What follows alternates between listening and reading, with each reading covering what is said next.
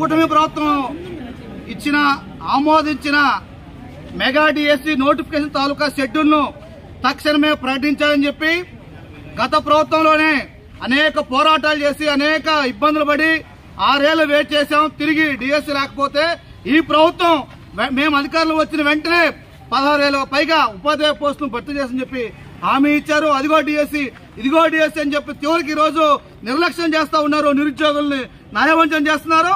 అందుకనే mega DSC schedule తేదీలు ప్రకటించాలి. పరీక్ష తేదీ సహా రాష్ట్ర ప్రభుత్వం ప్రకటించకపోతే డివైఎఫ్ఐ ఆధ్వర్యంలో ఈ రోజు ఆవనిగడ్డలో శాంతియుతంగా నిరసన చేస్తున్నాం. రేపు రాబోయే రోజుల్లో అన్ని జిల్లాల్లో పెద్ద ఎత్తున లక్షలాది మంది నిరుద్యోగులతో ఆందోళన చేస్తున్న ఈ ఆందోళనకు కూటమి ప్రభుత్వమే బాధ్యత వహించాల్సి ఉంటుంది.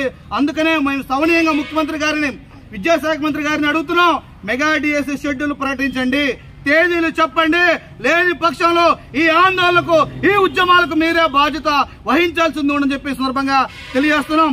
ఈ రోజు జియో 117 రద్దు చేయాలని చెప్పి, అలాగే ప్రభుత్వ విద్యారంగాన్ని పరిరక్షించాలని చెప్పి, 7 ఏళ్ల నిరీక్షణకు ఈ ప్రభుత్వం చమరగీతం పాడాలని చెప్పి, ఆ రకంగా చమరగీతం పడకపోతే రేపు మార్చి జరిగే ఎన్నికల్లో కూడా ఈ ప్రభుత్వానికి తగిన గుణపాఠం యువత చెబుతారని చెప్పి కూడా ఈ సందర్భంగా తెలియజేస్తూ, షెడ్యూల్ ప్రకటించకపోతే ఈ ఆందోళనను మరింత ఉధృతం చేస్తాం, పోరాటాన్ని మరింత వేగవంతం చేస్తామని చెప్పి ఈ సందర్భంగా తెలియజేస్తున్నాం. జి రామన్న, డివైఎఫ్ఐ రాష్ట్ర ప్రధాన కార్యదర్శి.